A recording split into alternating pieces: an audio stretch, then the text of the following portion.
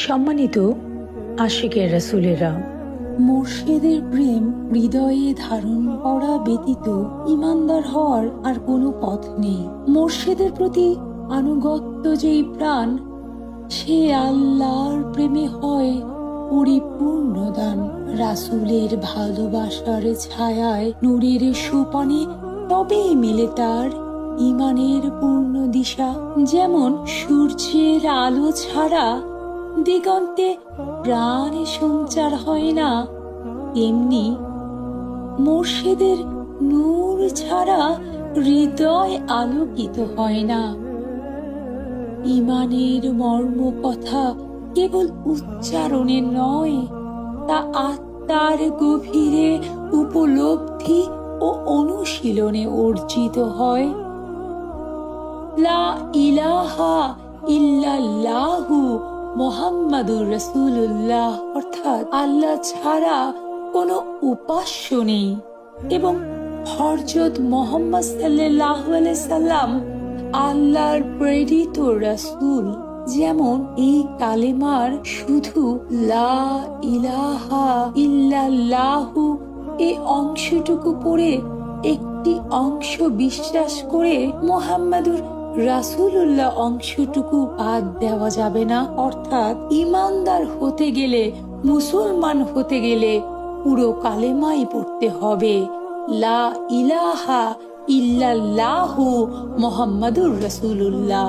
কারণ এই কালেমা কেবল শব্দে নয়, এটি এক অনন্ত সংযোগ। এই সংযোগ স্রষ্টা ও সৃষ্টির মাঝে, নূর ও চেতনার মাঝে এক সেতু বন্ধন। মারিফতের পথে হাঁটতে গেলে প্রথমেই জানতে হবে এই পথ বুদ্ধির পথ নয়, এটি তো সত্য আলোর পথ, এটি তো হৃদয়ের পথ। আরে সেই হৃদয়কে পথ দেখান একজন মুর্শিদ, যিনি আল্লাহর নূরের জ্বালানো প্রদীপ।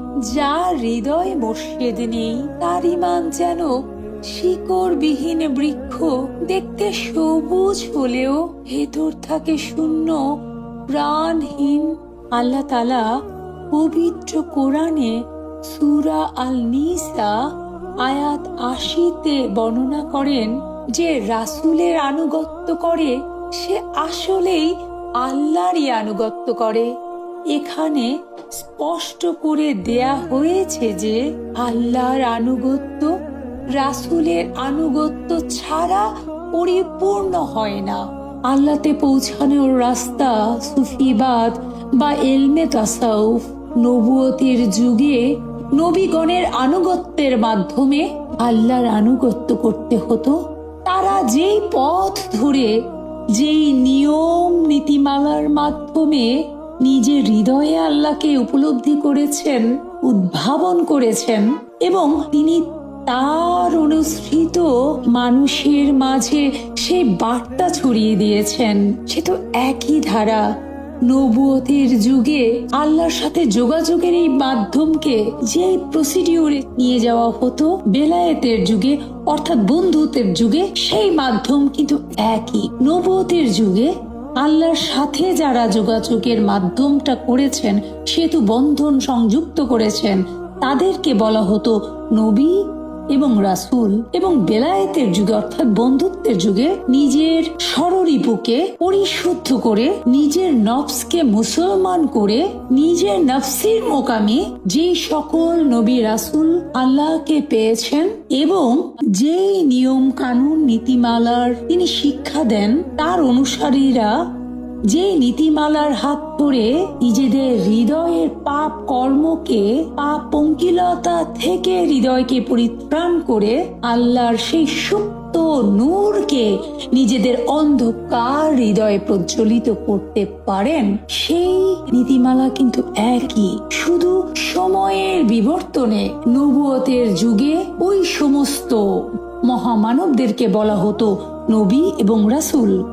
বেলায়েতের যুগে আল্লাহর ওই বিধিবিধান যাদের উপরে অর্পিত হয়েছে এবং সেই সকল আলোকিত মহামানবদেরকে বলা হয় ওলি আল্লাহ।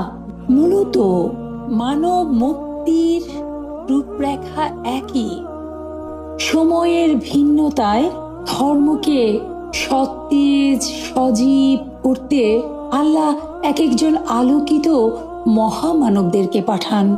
রাসূলের সেই নূর আজও প্রবাহিত তার অলিদের সত্য পথের মুর্শিদের মাধ্যমে। তাই যারা মুর্শিদকে অন্তরে স্থান দেয় তারা রাসূলের নূরের ছায়াতলে আসে, আর যারা এই নূরকে অস্বীকার করে তারা তো আল্লাহর রহমত থেকে দূরে সরে যায়।